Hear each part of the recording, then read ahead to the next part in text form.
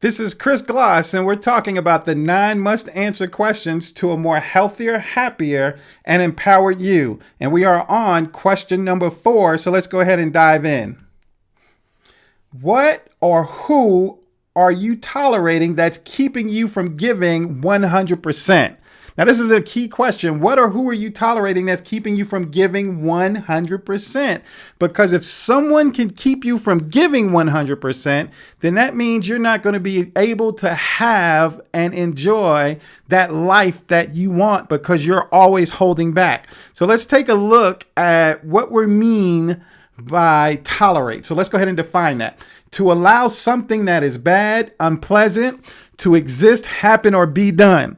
So that's interesting because you are tolerating these things in your life or these people in your life, whatever it is that's holding you back, that's like some cement blocks keeping you from giving 100%.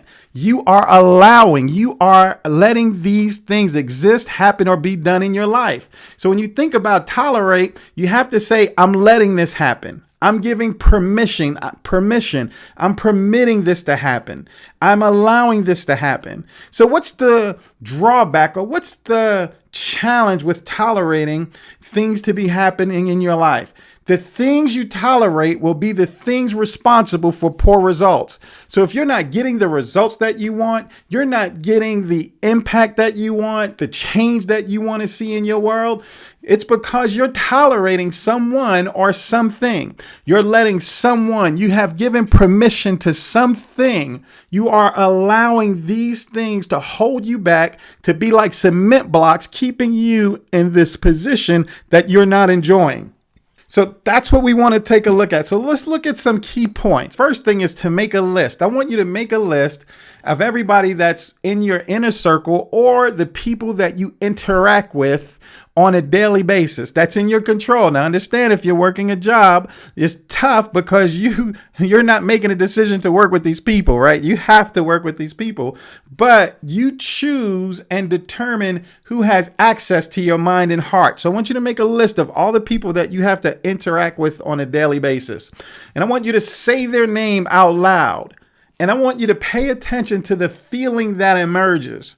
So if you say a person's name and you feel great, you feel powerful, you feel inspired, you feel empowered, then I want you to hold on to those names.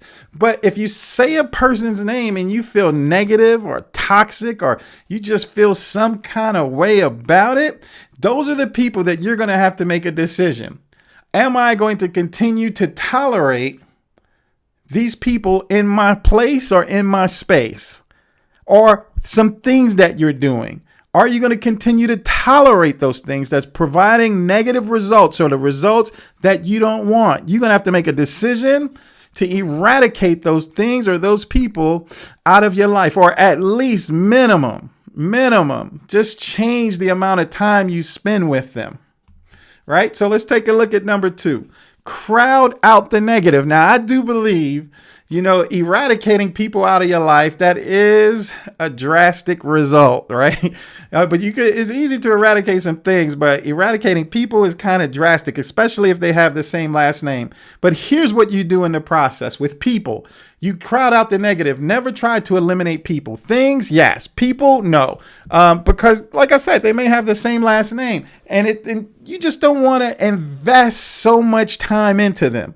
If it's possible, you simply change the investment of time. By changing the investment of time and energy that you put into those people, you're simply crowding those people out. You're not eliminating them in a negative way. You're just changing how much time you spend with them, and that's going to produce a result that's probably more beneficial to you. And part of the reason I say that is because they really need your positive influence in their world. So you don't ever want to eliminate people, but just simply crowd out the people that's providing a negative platform or not bringing the best out of you. The third point, increase time with champions. So like in the first key step, make a list, and you said some names and those names made you feel good. So you want to increase the time with them. Those are the people that build you up. So asking yourself questions like, who builds me up? Who makes me feel empowered? Who do you look forward to being around? Those people, when you said their name and they made you feel good, those are the people that you want to increase time with. Those are the people you want to invest your energy into, because you're going to be able to operate out of your best.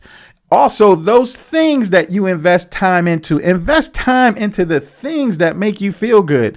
If it's volunteering, if it's helping children study, whatever it is that you invest your time into, playing golf, playing cards, playing video games, whatever it is you invest your time into that makes you feel great about you, that's where you want to increase your time with.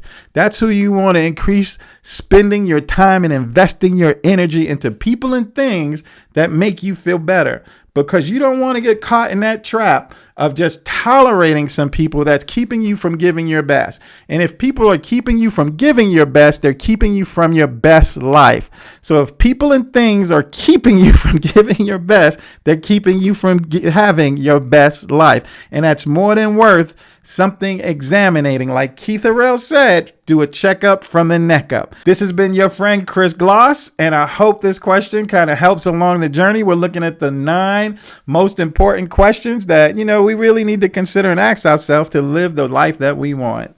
So I'll see you over in the next video.